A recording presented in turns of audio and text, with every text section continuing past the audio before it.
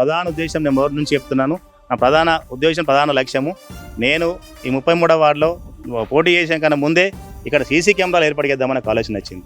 ఎందుకంటే చాలా పెద్ద కాలనీ, మంచి కాలనీ, స్కోప్ ఉన్న కాలనీ కాబట్టి ఈ 33వ వార్డు మొత్తం సర్వే చేయించినాను. 220 సీసీ కెమెరాలు అవసరం ఉంటున్నాయి, 220 కెమెరాస్ అవసరం ఉంటున్నాయి వార్డు మొత్తం, మన ఓన్లీ 33వ వార్డుని.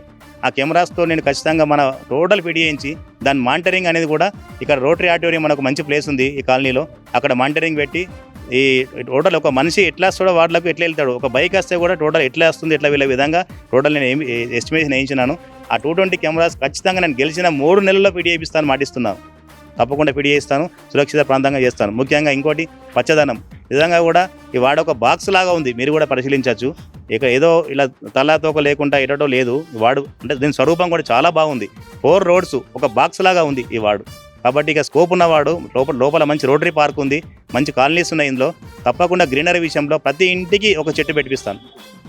ప్రతి ఇంటికి ఒక పెద్ద చెట్టు పెట్టించి గ్రీనరీ చేసి దాన్ని కాపాడి ల్యాండ్స్కేపింగ్ కావచ్చు. మళ్ళీ అక్కడనే కొన్ని సిమెంట్ బెంచెస్ ఉంటాయి అక్కడక్కడ, ఎందుకంటే చాలా మంది రాత్రి వేళ చూస్తున్నాను ఇక్కడ కొందరు కమ్యూనిటీ వాళ్ళు అక్కడ రోజు వాకింగ్ చేస్తున్నారు, వాళ్ళ సెక్యూరిటీ లేకుండా ఉంది. అప్పుడప్పుడు సేద విధంగా అక్కడక్కడ నేను కొన్ని సిమెంట్ బెంచెస్ ఏర్పాటు చేసి ట్రాఫిక్ ఇబ్బంది లేకుండా ఖచ్చితంగా వాటిని కూడా నెరవేరుస్తాను.